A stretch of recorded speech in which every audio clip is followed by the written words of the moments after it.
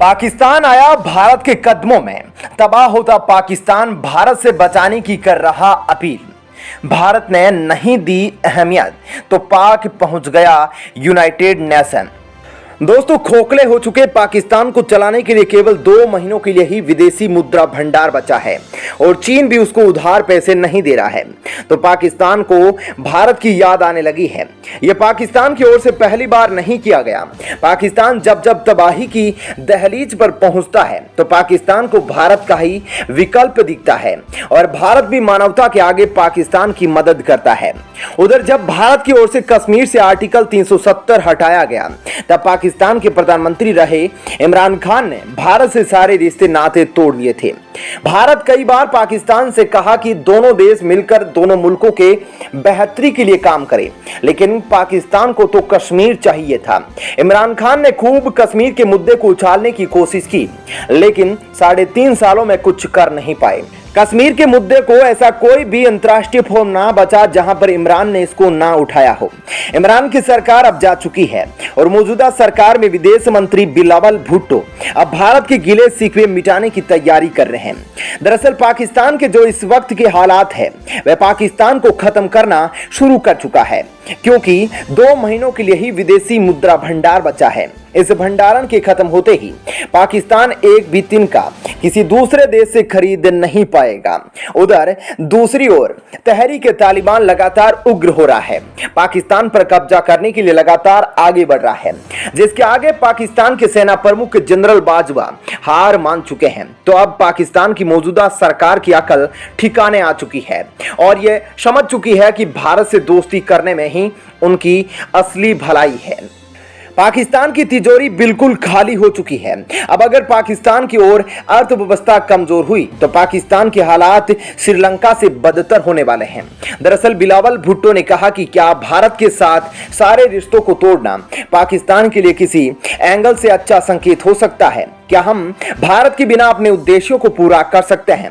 दरअसल पाकिस्तान के जहन के भीतर तक यह समझ पैदा हो चुकी है कि भारत के बिना ना तो पाकिस्तान तरक्की कर सकता है और ना ही पाकिस्तान चैन की सांस ले सकता है। पाकिस्तान के विदेश मंत्री अब समझ चुके हैं कि जब गरीबी देश के अंदर आती है तो देश की सारी अकड़ बाहर निकाल देती है। यही वजह है कि पाकिस्तान जिसे अपना सबसे बड़ा दुश्मन मानता था अब उसके गले लगने को तैयार हो रहा है।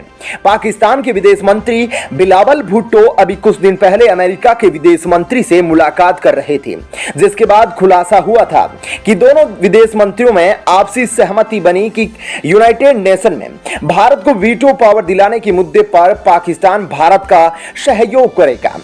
इतना ही नहीं, पाकिस्तान कई बार कह चुका है कि वह कश्मीर के मुद्दे को हल किए बिना भारत से व्यापार करना शुरू करना चाहता है, लेकिन भारत ने पाकिस्तान की इन बातों को तवज्जो नहीं दिया। दरअसल लगातार खाली हो रहे विदेशी मुद्रा भंडार को भरने के लिए पाकिस्तान के लिए सबसे बड़ा और उपयुक्त देश भारत ही है, लेकिन कुछ सालों से भारत और पाकिस्तान के बीच व्यापार ठप पड़ा हुआ है, जिससे भारत को तो कोई नुकसान नहीं हुआ, लेकिन पाकिस्तान ऐसे दहलीज पर पहुंच गया है जहां पर उसकी तबाही की शुरुआत हो सकती है।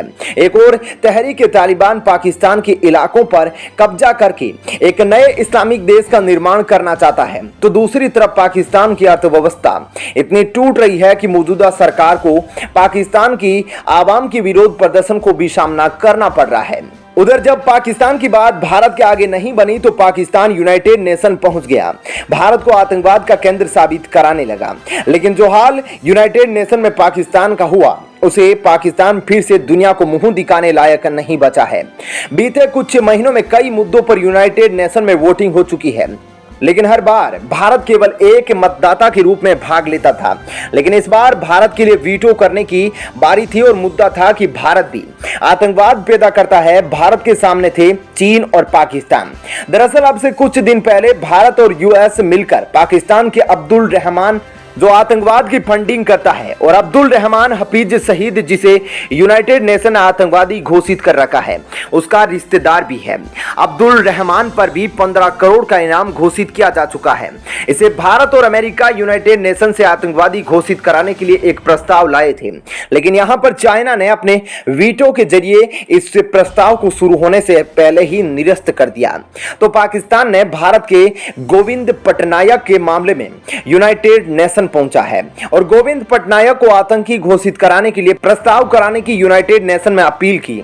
आपको बता दें कि 2018 में बलूचिस्तान में एक बम ब्लास्ट हुआ था जिसमें 160 पाकिस्तानी मारे गए थे। अब इसी को लेकर पाकिस्तान रहा है कि यह बम ब्लास्ट भारत के गोविंद ने कराया। अब इस नाम को लेकर पाकिस्तान चाइना को साथ लेकर यूनाइटेड नेशन पहुंच गया। जैसा कि यूनाइटेड नेशन में 5 स्थायी सदस्य हैं और 10 अस्थायी सदस्य। स्थायी सदस्यों में रूस, अमेरिका, चीन, फ्रांस और ब्रिटेन शामिल है। वहीं अस्थायी सदस्यों में Albania, Brazil, Gabon, India, Ireland, Kenya, Mexico, Norway और यूनाइटेड अरब अमीरात। तो अब यहां पर इन्हीं सारे देशों को मिलकर यह तय करना था कि जो चीन और पाकिस्तान जिस नाम को लेकर यूनाइटेड नेशन में आतंकवादी घोषित कराने की मांग कर रहे हैं, क्या वह असल में दोषी है। यहां पर भारत के लिए सबसे अहम देश था रूस, अमेरिका, फ्रांस और ब्रिटेन। भारत को उम्मीद थी कि यह चारों देश भारत के पक्ष में वोटिंग करेंगे। उधर जैसे ही चीन और पाकिस्तान ने इस मुद्दे को सामने रखा तो 5 देशों ने पाकिस्तान के इस प्रस्ताव के विरोध में आ गए और भारत का समर्थन किया, जिससे 3 देश यूनाइटेड नेशन के स्थायी सदस्य हैं, जिनमें ब्रिटेन, फ्रांस और अमेरिका ने पाकिस्तान के इस प्रस्ताव का विरोध कर दिया। वहीं इंडिया तो इस विरोध में पहले ही था, क्योंकि एक इंडियन पर गलत तरीके से पाकिस्तान फंसाने की कोशिश कर रहा है। इन 5 देशों में एक अल्बेनिया देश भी शामिल था, जिसने पाकिस्तान के विरोध में भारत के पक्ष में वोटिंग की। अल्बेनिया यूरोप का ही एक देश है। जैसे ही इस मुद्दे पर यूनाइटेड नेशन के स्थायी सदस्य देशों ने विरोध कर दिया तो पाकिस्तान का यह मुद्दा खारिज हो गया। लेकिन यहां पर भारत के लिए जो सबसे जरूरी बात निकल कर आई वो रशिया को लेकर थी। रशिया ने इस मुद्दे पर ना तो पाकिस्तान के पक्ष में वोट किया, ना ही भारत के पक्ष में। रूस ने अपने आप को न्यूट्रल कर लिया। भारत के पक्ष में जैसे यूएसए आया, यूके आया, वैसे ही रूस नहीं आया। क्योंकि जब भी ऐसे मौके आएंगे जब उसमें चीन भी शामिल होगा तो रूस भारत का समर्थन नहीं करने वाला है। रशिया भारत के लिए एनर्जी प्रोवाइडर का एक स्रोत हो सकता है। रशिया से क्रूड ऑयल खरीदे जा सकते हैं, लेकिन अब यह सोचना है कि रशिया भारत का समर्थन करेगा चीन के खिलाफ जाकर, तो ऐसे होने के चांसेस अभी बहुत कम हैं। क्योंकि यूक्रेन इशू पर जिस तरीके से चीन ने रशिया का समर्थन किया है, तो यही वजह है कि यहां पर रशिया भारत के समर्थन में नहीं आया। लेकिन रशिया ने चीन और पाकिस्तान का भी समर्थन नहीं किया। उधर भारत की इसी साल यूनाइटेड नेशन से अस्थायी सदस्यता खत्म होने वाली है, लेकिन भारत के अलायंस कंट्री अभी भी यूनाइटेड नेशन में मौजूद रहेंगे, जिनमें फ्रांस और यूएसए 2 ऐसे देश हैं जो किसी भी मुद्दे पर भारत का समर्थन करेंगे। इसके अलावा यूके पर भी कुछ भरोसा किया जा सकता है, लेकिन अस्थायी सदस्य के रूप में जापान भी शामिल होने वाला है और जापान भी भारत का समर्थन करेगा। तो दोस्तों इस वीडियो में इतना ही, लेकिन आप जाने से पहले वीडियो को लाइक और कमेंट करके जरूर बताइए क्या भारत को पाकिस्तान की मदद करनी चाहिए या नहीं, और साथ ही यह भी बताइएगा कि क्या सच में भारत और रूस के बीच में चीन ने दरार पैदा कर दी है। क्या कहना है दोस्तों आपका इस खबर पर, जरूर बताइएगा। साथ ही वीडियो को लाइक और शेयर जरूर करें। धन्यवाद।